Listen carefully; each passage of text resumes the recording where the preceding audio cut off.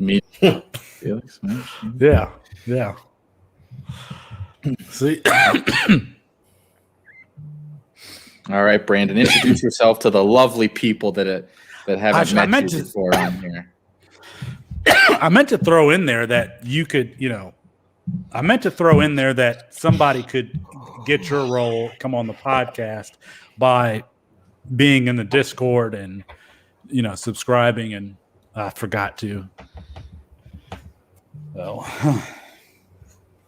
you guys didn't say Brandon, a lot. You guys didn't say a lot of numbers tonight, so I, couldn't really fact check a lot.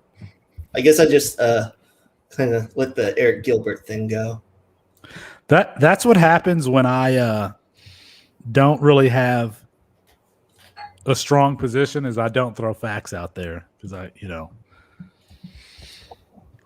just keep it in the gray area. This month's ADP is really, really good. I'm really excited to release it. Probably go up this week. I have to talk to Jarek, but some really good drafts, some sharp drafts. Mm-hmm. Not to comment anything on some of the drafts we've had previously, but we've had one or two that have been poopy, to say the least. So some sharper drafts this month, I think, is good for the ADP. I know the first couple I did, I had no idea what I was doing, so I was probably part of some of those poopy drafts. We just had some with people that and not to call anybody out, because I mean that's the other nice thing about it though, is that you're going to have drafts that are kind of all over the map. But we had people that had never tried the format before and just wanted to give it a shot one time in a mock, and they just didn't know any names, so they were taking the backup from their favorite school's quarterback in the 8th round, and it was don't do that, please. We sat in the Slack at one point on the one draft, and we were like, do we actually include this in the ADP? It was really, really bad. But Cade McNamara, 8th round. No Devy Debate after show. Yeah, there is, Jay. Yeah, I just sent him. It's up on YouTube and Twitch right now. I usually leave it up on both. Brandon, what do you think about Xavier Worthy? He ended up at Texas, right? Mm-hmm. And when he was at Michigan, I kind of watched some of his highlights in high school, and he looked very electric, but he's just really small. That's the part that I was kind of worried about. But I think Texas probably will be able to use him better than obviously Michigan would ever be able to. But I just don't know his role, going towards the NFL unless he gets a little bigger, But who knows? Tutu, went a lot higher than I thought he would. So I guess the NFL is moving toward that, speed and not valuing size as much anymore. These guys like Waddle and Tutu, and I'm trying to think of who the other speed, but they're carrying a lot on their shoulders, because I feel like if they don't get it, and even Devonta Smith, if they don't get it, if they don't become high caliber NFL players, the NFL is just going to be like, all right, we're done with these types of guys. We're not messing with these guys anymore. How many times do you got to see that type of player go in the top 10, from Ted Ginn to John Ross? I mean, and it just to Tavon Austin, it just never works out. That's why I can't believe the Rams did it. They've taken that player before, so I was like, I couldn't believe they did that. It seems like they're going to try to, because Tutu brings a dimension to that. Robert Woods isn't a deep threat. Cooper Kupp isn't a deep threat. Van Jefferson, he has speed, but I don't consider him a deep threat. Tutu Atwell is. And then Deshaun Jackson is. I forgot about Deshaun Jackson. They got Deshaun Jackson there too. So yeah, for the 4 games he'll be able to play before he pulls his hand. Yeah.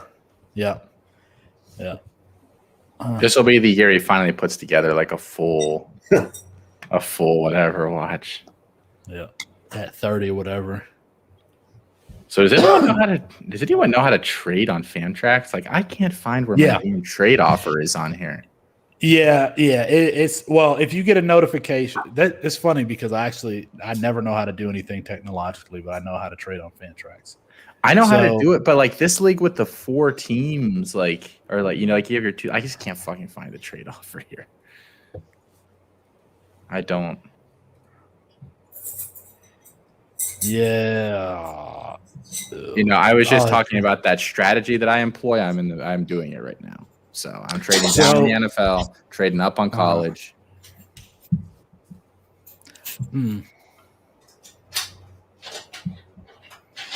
Oh, Austin, this auction that we're doing, I don't even know. I don't even know if I'm doing anything right. The prices are just way higher than I even expected. I have no idea what the fuck some of these teams are doing. I'll be completely honest. All right, at least I'm not the only one. Now, granted, I've only done one. Like I've done this type of league before once, so I do have a general idea of how it goes. But I'm not even gonna spend. I'm gonna spend $150 on my defense, combined. And there are people that are spending $300 a defensive player. I think that's a really bad. They're gonna really, really regret that in about a week and a half. Yeah, I did notice that, and some people are throwing 500 and 600 on just one player, and it's just so much when you have to fill a roster that big. It's yes, so the first time I did this, and I don't know how many of the guys are watching this, so I'll feel free to say this to you. I think you're really better off not taking any defensive guys in the draft, and then just picking a bunch of them off waivers once it's over.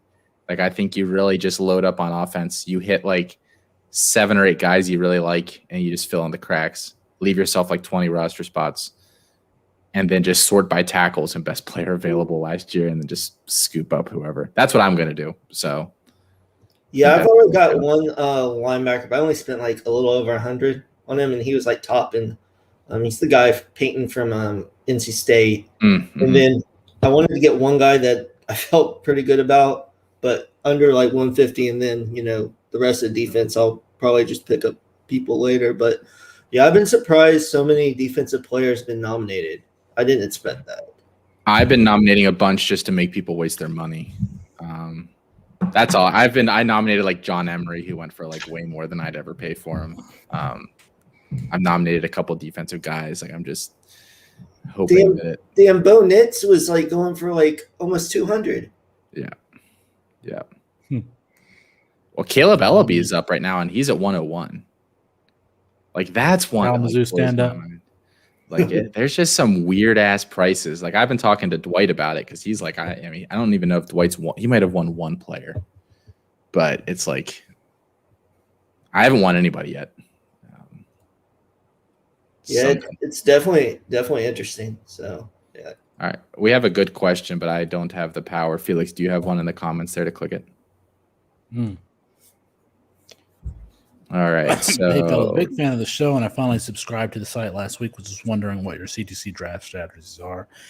What do you pivot from future upside to taking CFF production?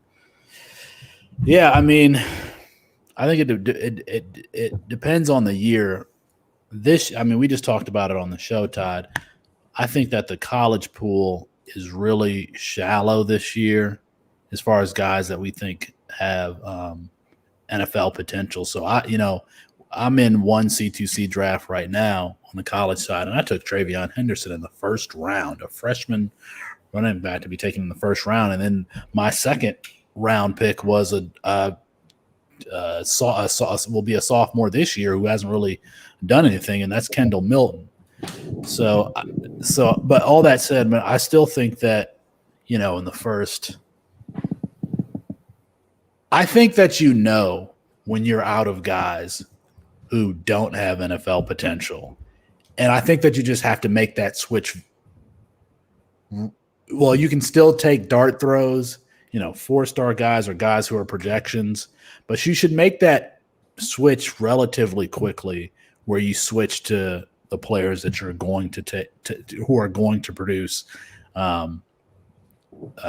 your CFF, you get your CFF production. Because if you're in a league with good players, I'm in a league with Austin, and I see, Ronnie Rivers go off the board, that I'm like, shit, that's my signal that I need to start drafting the guys who are going to help me win. And quite frankly, and again, in this draft that I'm in right now, we're through 18 rounds, and I don't think I have the majority of the guys that I'm going to start on a week-to-week basis yet. I don't think I have my start. I think I have one starting quarterback, maybe two starting wide receivers, maybe one starting running back, but I don't think that I've acquired the guys that I'm going to end up starting, because you can get those guys late. Corey Rucker, Chevin Cadero at Hawaii, Caleb Ellerby, who Austin was just talking about, Kalamazoo stand-up from Western Michigan, guys like that. Speaking of Kalamazoo, Sky Moore, he doesn't have what's my man's name who just got drafted by the Seahawks? Dwayne Eskridge. He doesn't have Dwayne Eskridge there anymore. So those guys you can get late and they can help you. You'll be able to just to start them every week on the Bailey Zappe at Western Kentucky. I mean, guys that you'll be able to start every week on the college side. So to answer your question, like I think you get to a point where like, I don't feel good about anybody, and that's when you need to make the switch to the elite collegiate producers who probably don't have NFL upside. I actually will fade like around round 7 or 8.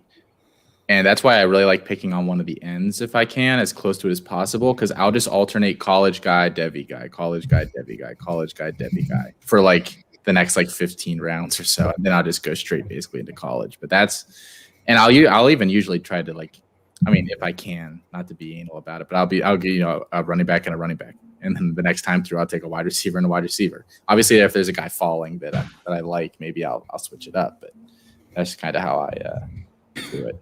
So yeah, I'll say, with someone new to C2C, this year I've had a couple startups, and the first one I probably waited too long to get those big producers. Probably waited till around like 15. And as I got more experience, I kind of changed that, and I started actually picking a couple freshmen earlier just to understand the the potential in the NFL. But yeah, I would say I feel comfortable between around 7 and 10 to start taking those guys. Usually when one of those type producers gets picked, like Felix was talking about, that's kind of the hint that you should probably start taking them so they all don't get taken before you. Austin, can I read your team in this 16-team league? Yeah, I mean I can read mine. I'll start with mine. You can read. So we're in a 16-team Superflex league. I think I picked out of the 13 spot, 13 or 14. 13. So I took Travion Henderson first. I took Kendall Milton second. So already, I don't think that these are both Devy guys. I don't think I'm going to end up starting either one of these guys, at least week 1. Took JoJo Earl third, who was a player that I'm just really high on and I think is going to be exciting to watch. Still haven't taken a starter yet. Ja'Cory Brooks just doubled up on Alabama freshman wide receivers. That was actually my least favorite pick in this draft. Anyway, took him in the 4th round. Again, still haven't gotten to a starter. I took Mario Williams in the 5th round. I could probably see him starting for me maybe towards the end of the year, but definitely, or maybe not at all to start. Still haven't taken a starter. The quarterbacks went fast and furious in this league. I've only took one at this point. I took Drake May, the freshman. He was just like the best available. Again, still don't have a starter. Devin Neal, the freshman for Kansas. Lance Leopold just went there, so you have to believe what Lance Leopold did at Buffalo. Hopefully he brings that style of system, and quite frankly, Devin Neal should be the best offensive player that they have, so they're going to build around him. Still not a starter for me, though, because he's going to be playing for a rebuilding team, and he's a freshman, so still not a starter. I think my first starting player is Mookie Cooper, or whatever round that is. Mookie Cooper should be the focus of Missouri's offense. Then I went Jalen Tolbert out of South Alabama again. So here's another starter. I think Cooper and Tolbert are going to end up starting for me. Chris Smith out of UL, who I've written about and talked about. I think he could run for 1,500 yards. It's kind of a speed, fast guy for a team that, on average puts up 3,000 yards rushing and returns 9 starters on offense, I believe, including 4 or 5 offensive linemen and their left-handed quarterback. So I really like Smith's value there. Just for comparison, it looks like Phil Maffa was taken immediately before, and then this is where Austin took Ronnie Rivers, which actually pissed me off. So the feeling's mutual. You screwed me in round 1 with Henderson. I mean, who did you end up getting? Kayshon Boutte. Okay. I mean, that's Raheem Sanders, another guy who's not going to start for me, but I just like he's 6'2", 210, 15 pounds, with former receiver going to a team that doesn't have a lot outside of Burks. Out of Burks there, so and he's been starting. So Rocket Sanders, Daniel, row the boat. So Daniel Jackson was my next pick. Just an athletic player. Minnesota is always or has been producing wide receivers, and quite frankly, PJ Fleck has been producing wide receivers for a while. So I like Jackson's athleticism, and he kind of played well towards the end of the season. So that's another Devy dart throw, in my opinion. Finally got a starting quarterback, Jake Haener, out of Fresno State, mobile guy who's going to pass a lot. And then so he's going to start for me. Brennan Presley, the slot receiver out of I always get Oregon State and Oklahoma State. Oklahoma State out of Oklahoma State. He exploded he's a really good player. He's just really small. But he was he put up ridiculous stats in high school. And so Presley was one. As a matter of fact, I think I got 3 of the players who I called my guys on one of our recent show, in Presley, Smith, and I don't remember if I said Haener or not. But then I took Anthony Richardson, the athletic quarterback out of Florida. He's definitely not going to start for me, but I don't have quarterback, so I wanted to take a high upside pick there. And then Mayan Williams, who out of Ohio State. I think Mayan Williams is a good player. Like, I don't even think anybody else has him ranked at campus, or maybe you guys do, but I like Mayan Williams. And then DeMontre Tuggle, and that's a nod to the Chasing the Natty pod, the running back out of Ohio. He should be an elite producer. And then Xavier Worthy, a 4-star wide receiver going to Texas who has elite speed. He was just too high of upside to pick up. So let's 1, 2, 3, 4, 5, 6, 7, 8, 9, 10, 11, 12, 13, 14, 15. So, we're through 16 rounds or so. And I think I've drafted 1, 2, 3, 4, 5, 6 guys that so far that will, in week 1, they'll be in my starting college lineup, and I think I'm fine. So, Austin, what do you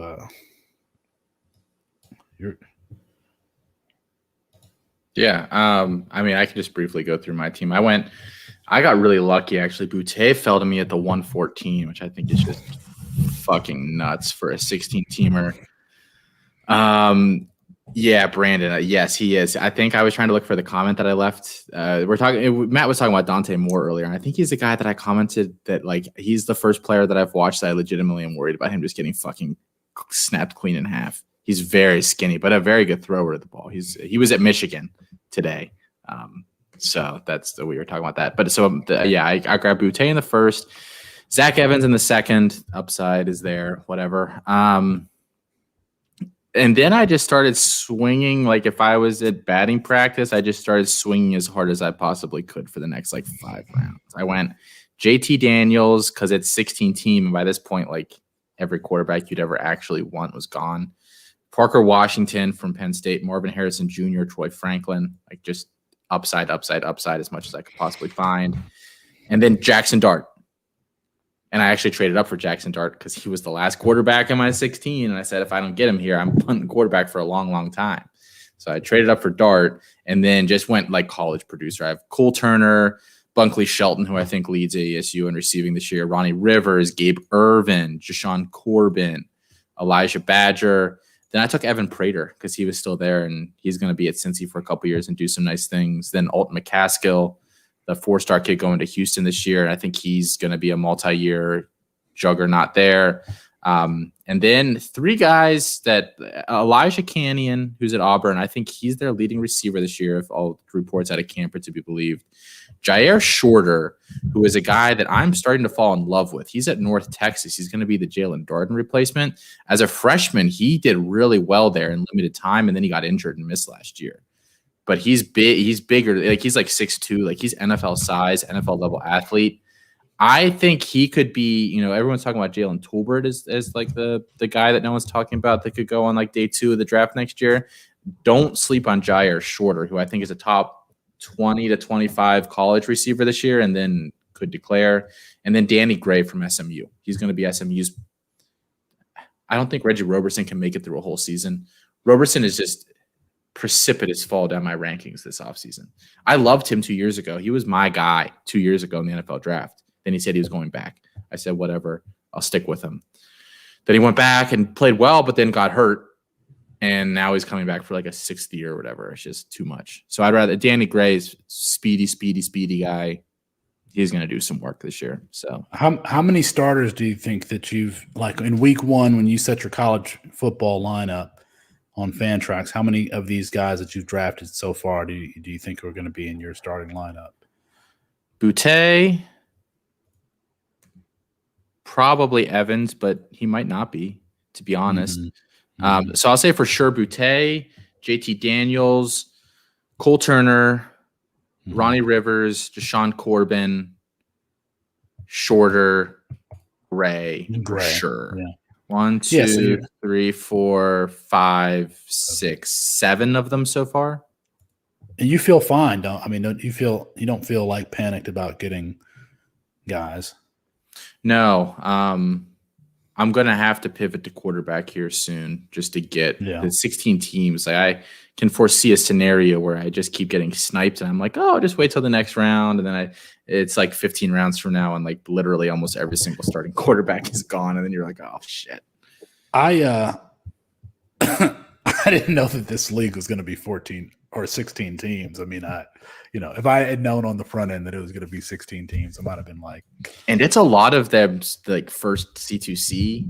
If anyone's watching this and like is thinking about a C2C but has never done one before, I really would not recommend starting with a 16 team. No, do not do 16 teams.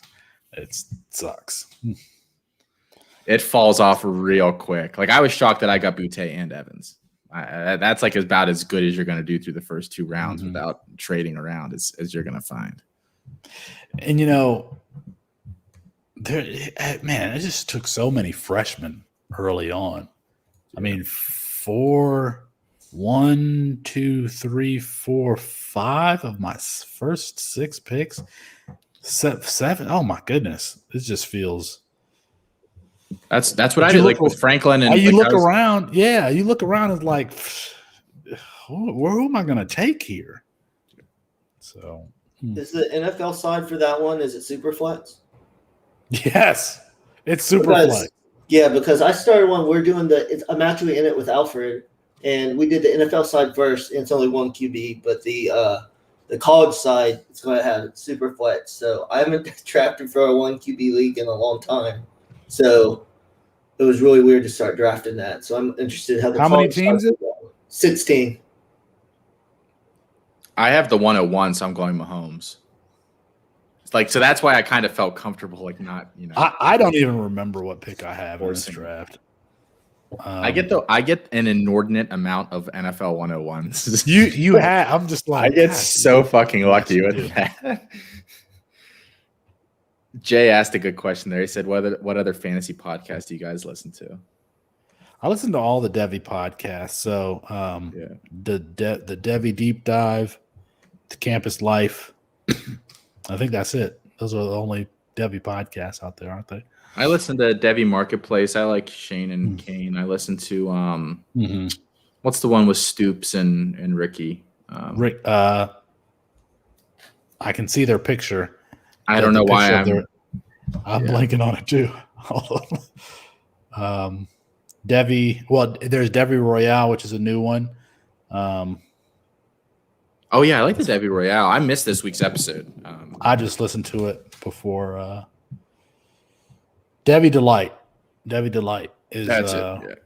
Yeah. And then I'll listen to like, is Ray still putting out pods like weekly for like Destination Devy? I don't know, but I was listening to his every week, but I don't know if his is still. I don't know. I've been listening a lot to the Office podcasts lately, Office Ladies, and the one with Brian Baumgartner, Kevin, because I love The Office. So I've been listening to a lot of those lately in my spare time. The College to Canton podcast. Oh yeah, with Travis. Yeah. I wish there were more Devy. I'm just so bored with any dynasty discussion because I just feel like I don't know. I hear that's all you see on Twitter, and there's no new information that feels like well-traveled ground. There aren't enough Devy podcasts out there. A couple others that I will toss out, just going through my list here. So obviously, in case, because Matt tweeted it out yesterday, but Fantasy Roundtable is joining the C2C family, and I do catch that live pretty often. I think at least I catch one of them a week. I usually don't catch both, but I'll usually catch one of the two. Matt's giving us a weird look here. And then Chasing the Natty. Yeah. I like those guys a lot. They're fun. But that's like it. Because, yeah, Boz hasn't been doing his lately. Devy Dispensary hasn't been going for a long time.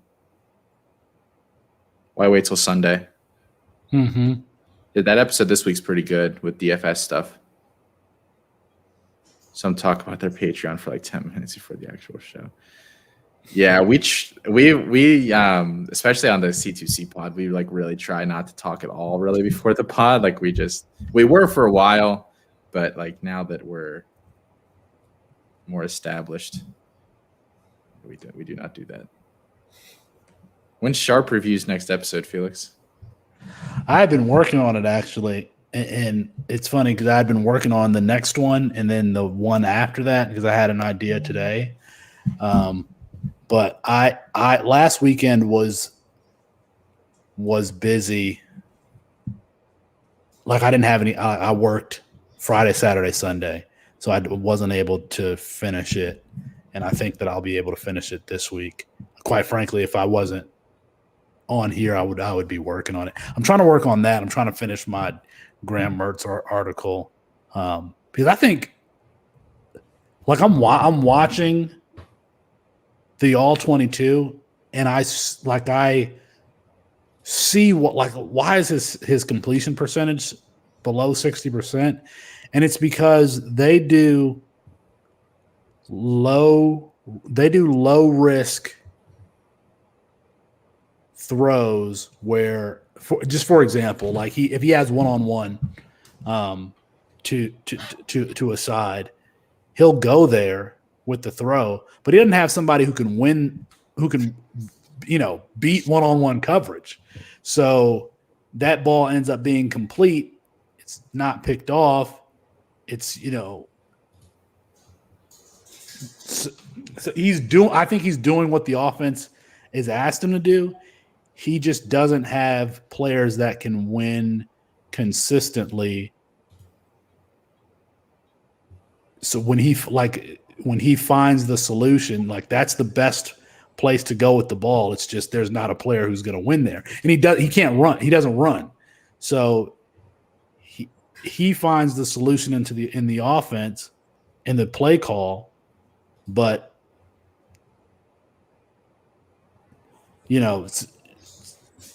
sometimes it's the right decision. That player just doesn't win, or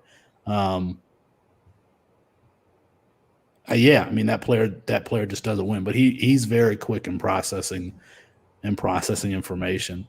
Watching that damn QB school, you'll hear JT O'Sullivan say, Like, this is a play. Every single offense runs this. And then you go ahead and watch all 22. Like, that's that fucking play right there. And you'll watch. It doesn't matter what you'll be watching, like, Ohio State or Nevada or, Alabama, and it'll be the same damn play. It'll be the same damn play. So when I was watching Mertz, just that offense. Why would highly rated quarterbacks go to Wisconsin? I actually think that it makes sense to go to Wisconsin. Think highly rated quarterbacks went to Stanford, and Stanford ran a similar play style. The thing is if you can run the ball dominantly and you have some dudes on the outside, they're going to be wide open. But if you can stop the run without putting 8 in the box and your outside receivers suck, it's gonna be hard. It's gonna be, especially when you're only and the thing about Wisconsin's offense is they'll do like max protect and you've got 3 guys out there running routes and they're being guarded by five. Like the math is just off. There's nobody's gonna be open because you're guarding 3 guys with 5 guys. No, I get the that football side, but just the thing in college, for development, it's just they pass the ball so little and they're not overly creative. There's such little room for error, whereas other teams that throw the ball more, you get more repetitions and everything. Everybody can't go to Oklahoma. Okay, you could still go some. I don't know. I would have to look back to see where all he was looking to. Yeah. But I don't think Wisconsin usually gets those receivers, that are the type you're really talking about. Some of them turn into that. They get the low, 3 stars, and they kind of develop them, in a couple of years. But for some reason, Stanford gets all those like huge wide receivers. Yeah, they do. They do. And I just wish Wisconsin would get one of those guys. And you look at them like, all right, so Wisconsin needs this type of receiver. And then you go look at the recruiting class from this year and like the top 5 guys are offensive and defensive linemen. And then the wide receiver that they pick up is somebody who's just not very exciting. I wish Damon DeMoss would transfer to Wisconsin. It just if you can run the ball dominantly and bring that safety down, or make them bring another linebacker on the field, which is really just bringing the safety down, and then you're playing against one high. It just opens so much up on your offense if you can do that. Like I would have loved to have seen Graham Mertz play with Jonathan Taylor and Quintez Cephas. I would have loved to have seen that. Yes, Cephas especially in that, I think it was the championship game against Ohio State. He just showed he's exactly what you're talking about. He can just go get the ball. Yeah. Do you feel good about him with the Lions at all? Quintez Cephas? Yeah. I don't know that Jared Goff will throw to somebody who's covered, and Quintez Cephas is going to be covered. Now he will come down with the ball. But, Jared Goff strikes me as one of these guys who wants to see it before he throws it, wants you to be kind of more open, where Matthew Stafford, he doesn't have that problem. He will definitely throw it up to you. We had Joe Fourier had like 10 touchdowns one year and then wasn't in the NFL the next year. So, yeah. I don't know if Jared Goff is that type of quarterback. And plus, that team is going to run the ball. Detroit is going to be Wisconsin this year. They're just going to run the ball and run the ball. Well, I like that as long as it's mostly with Swift, because I have a lot of Swift shares. But I don't know. They keep on bringing in all these running backs. And I'm just wondering, what exactly they're going to do. I think it was 2015, 2016 that Anthony Lynn in Buffalo, he took over as offensive coordinator, and they led the league in rushing. But no running back had over like 900 yards rushing. So LaShawn McCoy had like 800. Tyrod Taylor threw in like another 600, and then Carlos Williams had, some rushing. So they really spread it out. So I was just like, oh, it wasn't really concentrated in any one place, and you had a quarterback who was rushing the ball. So it's a bit deceiving. I still think they're going to run the ball. They're going to run the ball a lot, but they don't have anything else, and they drafted an offensive lineman who's going to play right tackle, by the way. That doesn't make any sense. Don't draft a right tackle number 6 overall. Just put that dude on the left side when you draft him number 6 overall. It doesn't make any sense to take somebody of right tackle at number 6. So. You ready to hop off? That's ready for bed. I can tell. What'd you do, Austin? So because of the structure of this league, it's a little weird. So I'm making a bit of a weird trade. I'm trading this pick straight up, this pick in my 12th rounder on the NFL side for their 1st and 4th round college picks. There's no waivers. So I'm going to productive struggle year 1 and hope that a nice name ends up falling through the cracks and I get him at the 101 and then have like 4 or 5 picks in the first couple rounds. And then just like productive struggle year 2, year 3, push everything up from college. That's my plan, I think.